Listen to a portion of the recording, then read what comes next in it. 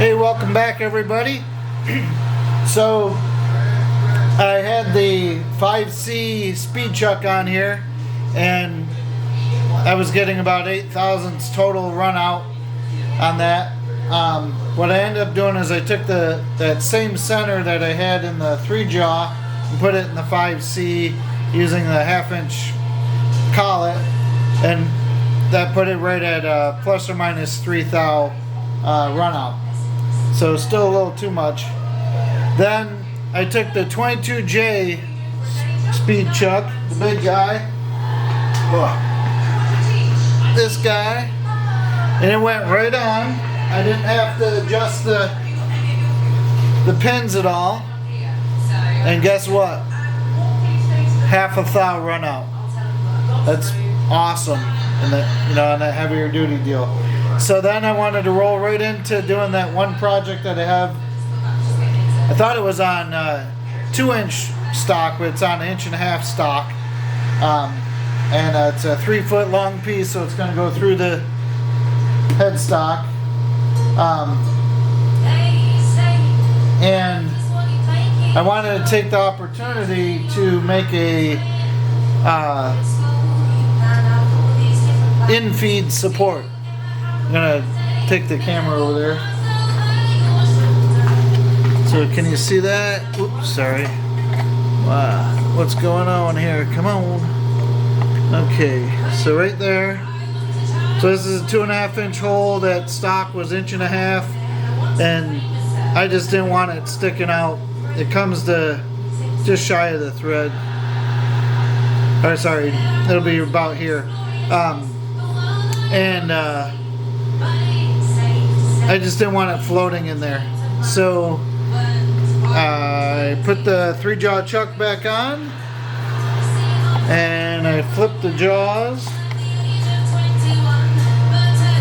and started working on a piece of 1018 steel, 4-inch diameter, and the threads in that infeed is 2 5/8 by 16. So I'm almost done cutting this. I'm within like 45 thou. So I've been hogging it out, as you can see.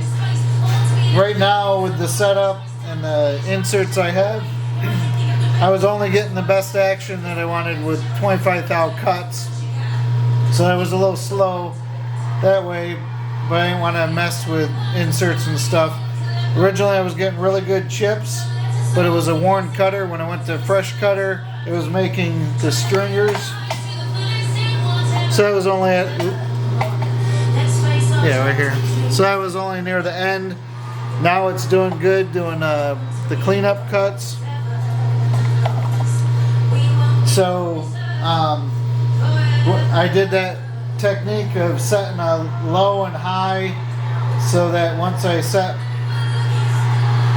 the feed, then for the final cuts I can just go into the low range. What's interesting is the high range that I'm in, so I picked a low range, I think it's this one, LCS, so it's this guy here. So 0.18, or sorry, that's inch, 7 thou. The high is not represented, but yet, every low you can just switch to high. They only have 3 highs listed. But anyways, it worked pretty good. The stop, you can see it. The stop works really well. So it has a clutch. So the clutch works within about 1 to 2 thou every pass. So I'm still right there with the handle just in case that comes loose or something. But yeah, it feeds and it just stops. Nothing drastic, nothing kicks out, nothing, no noise, it just stops. And then you undo the feed handle, back it, and then run it again. So I'll take another measurement. Let's see, I backed that off. I was at 50. Let me check one thing real quick. works good, like I said. It repeats after I turn it on and off. Okay, just set it to 0. I did set the DRO so that it is reading properly for the X, so it's reading in diameter instead of radius. So I'm going to take a measurement right now, and it's 2-inch 670.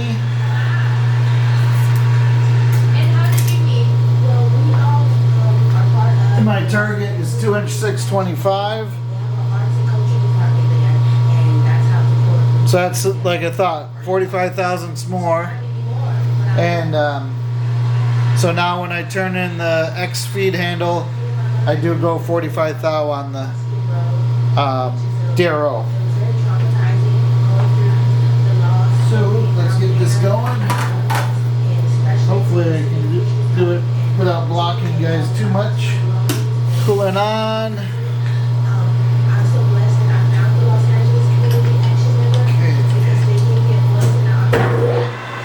So I'm in mid-range at 250 RPM.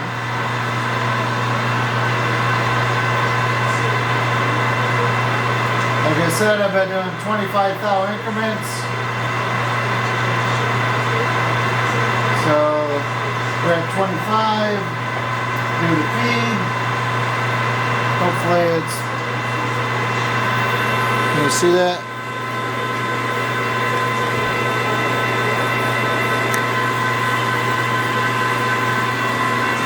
Not the greatest chips.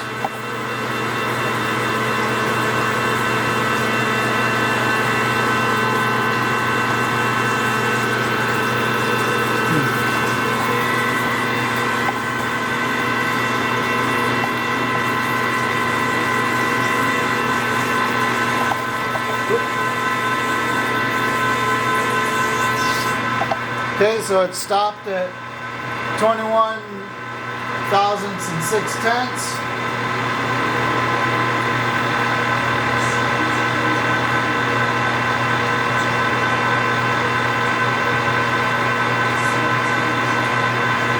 So I'm going to go 2 thousandths over. So 43 thousandths over. So the part will be 3 thousandths under.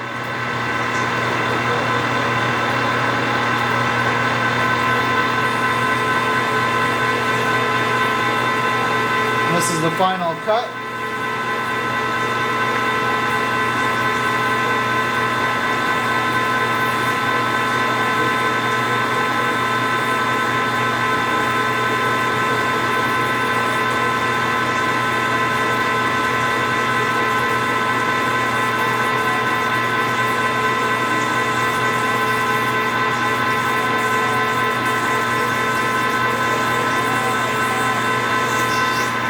And it stopped at 22 thou on the dot.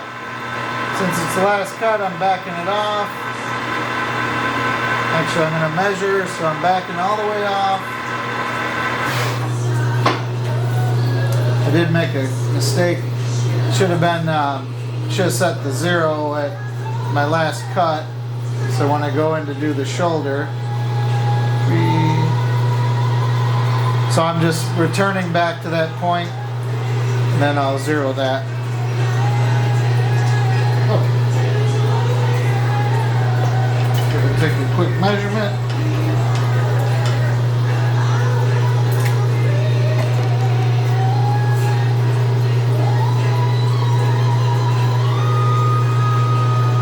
Yep. So we're at 2-inch 620. So it's 5 thou under, which is ideal. Okay, now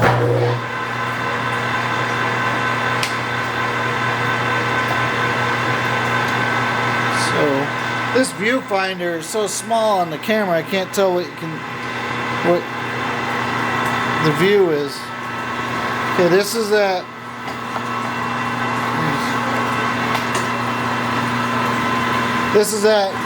reversing control. So I'm going to go to the shoulder, and then I'm going to cut inwards. Right now it wants to back out in X. So you just change this, and now it will go the correct direction. I'm going to go more RPM. So I'll go to 380, which is the highest in the mid-range.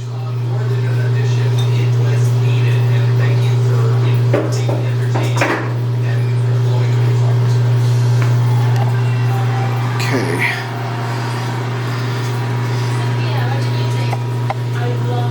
So we'll try that view.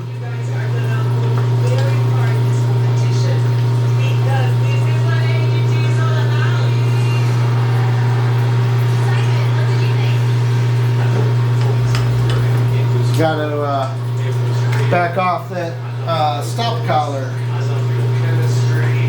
because I left essentially 20 thousandths to take off.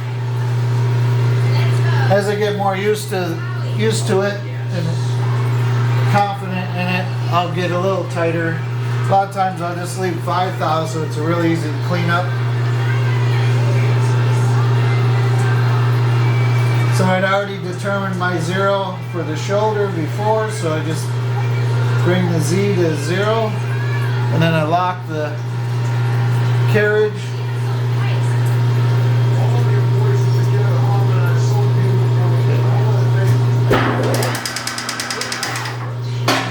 Do that.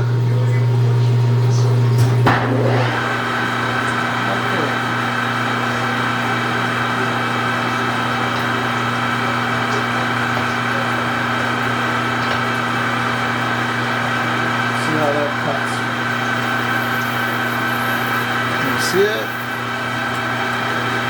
Stupid thing.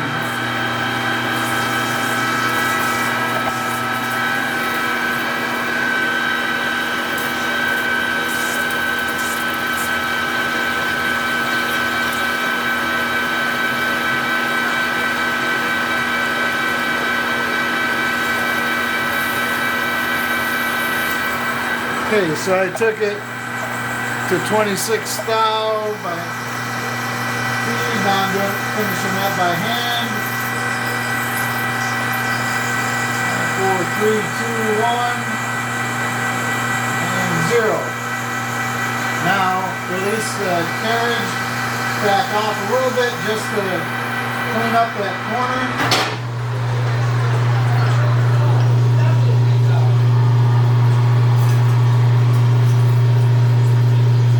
Chips are nice and cool because of the coolant.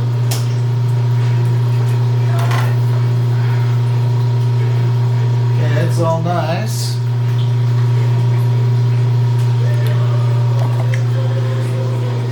Why is it upside down? God, I hate this. I don't know how these people have the patience to do this stuff with these cameras. They're bullshit. Okay. Okay, so what I did was I cut in, and then when I got to my 0 point for the X, then I just by hand backed it a little bit, and then I pulled it out. So that way it cleans up that corner.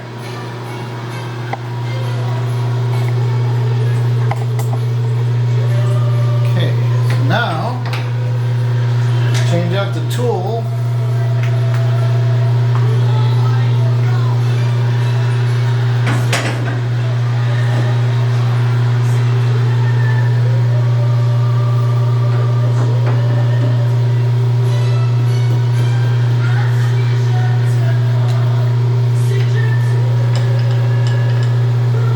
One of the things I realized when I was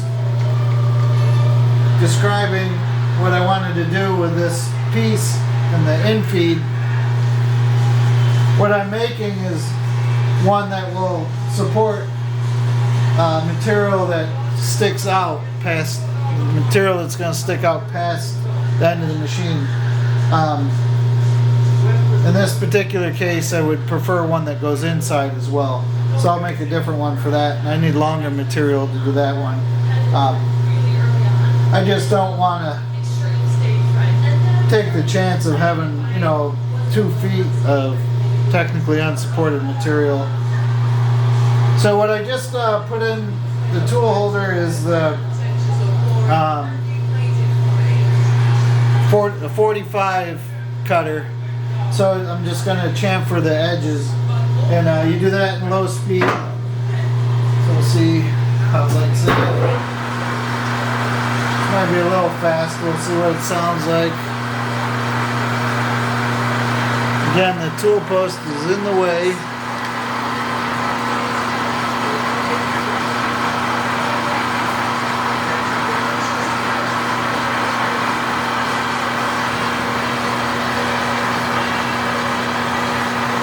Let's give that a try.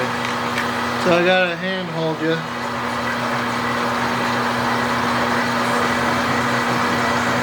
So far so good. Don't have an exact number, but since it's getting threaded, it'll be a little more than just breaking the edge.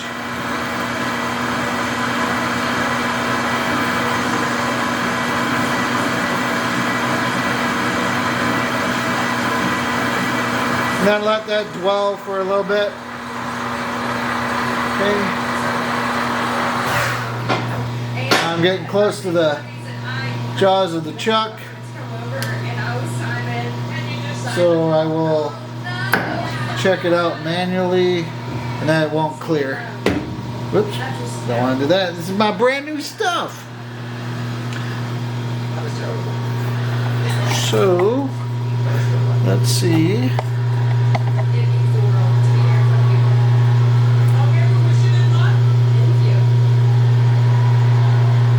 At the moment, I don't have a tool ready to do that. So I won't mess with it.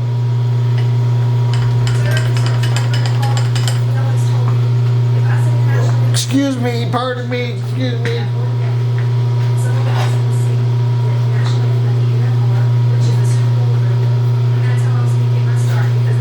So one thing I've found out recently, that potential buyers for shapers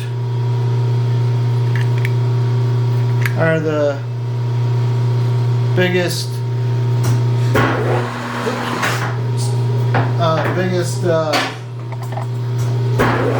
shitheads that there are. I've gotten like 20 calls on or inquiries on it, you know, and they're all like, I'll come over right now, I'll do this, I'll do that, and then you never hear a follow-up. Okay, so should I let it go a little slower than that? There. Oops. Okay, I hate to say this, but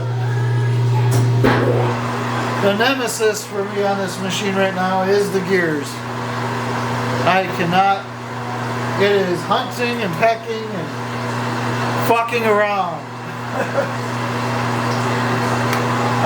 I had a hard time changing the speed setting.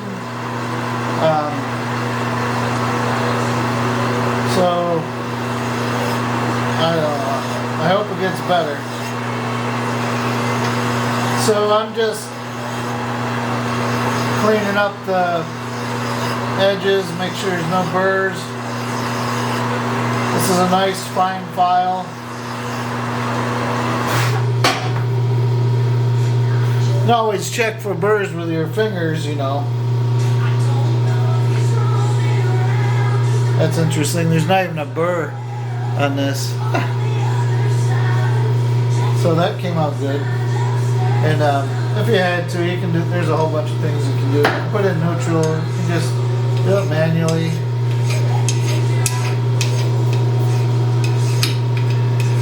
You know, sometimes you just gotta think that the machine is luxury. You know, doing a little bit the old way or the hard way isn't gonna kill you. Stop banging on the new stuff there, Davey. So, I think it's too late to continue today. But from what I just did, I put a burr on this side now, so let's go with that real quick.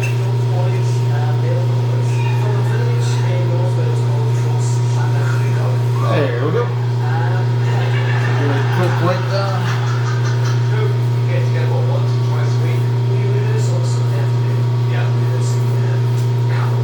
So one thing I'll do since you guys are here is I'll put a 1/2 inch hole through. There's not a lot of room in the back. The jaws are fairly closed up, so I don't want to do a big hole yet. I already center drilled it, so I'll jump right to 1/2 inch.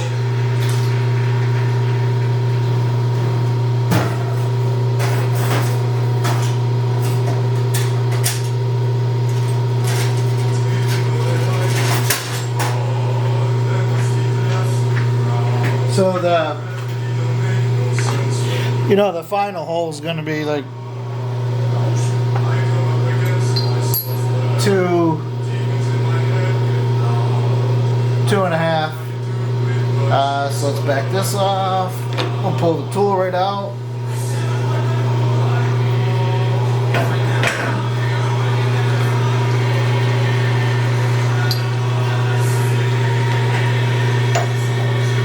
So I ordered the material to make the 22J collet rack, and it's going to be, my intent is for it to be done a lot nicer than the 5C. The 5C was a slam bam, shitty welds, I didn't prep much.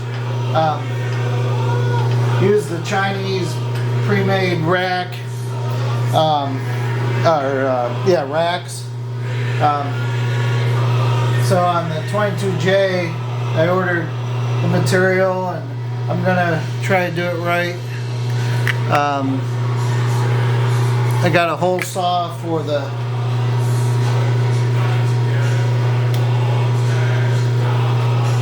doing all the holes. I had contemplated doing dimple dies, but I don't think I'm going to go that route.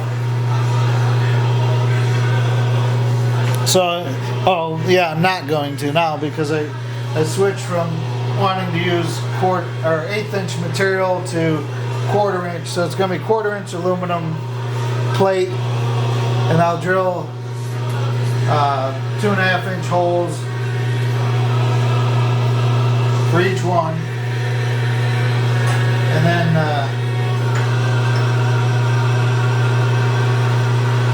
there's going to be 2 plates per row, and so there'll be space between 1 inch to 2 inches apart. I'm not sure yet which. I'll have to mock that up, and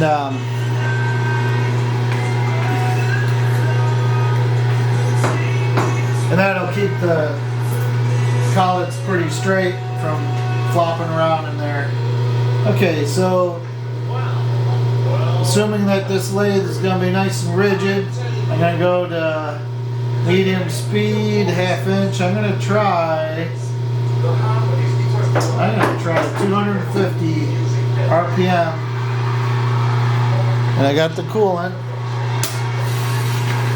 Hopefully I don't soak the camera.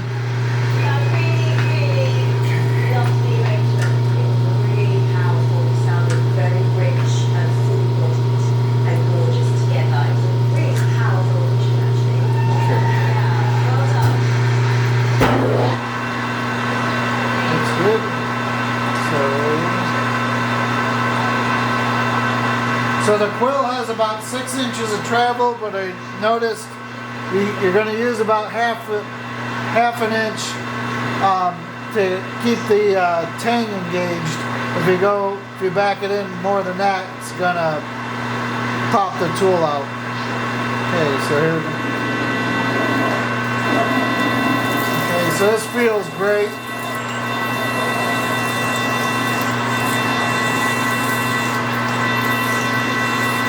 Okay, we just got past this center drill, and You know, you can feel it get a little tighter, but it still feels pretty good. I just saw the drill grab a little bit, but I think it's well seated now.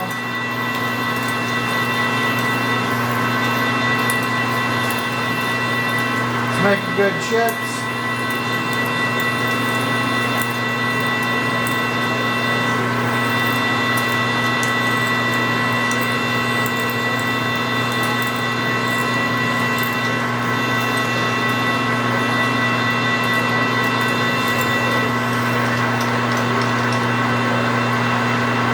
Check it. I was wondering how the action on the tailstock would be. It's a little slow, but it's good for going in. Coming back out, it's a little slower than I would like, but you can get in the habit of pulling the whole tailstock back, or set up so you can do a drill on the carriage. And that looks good for packing.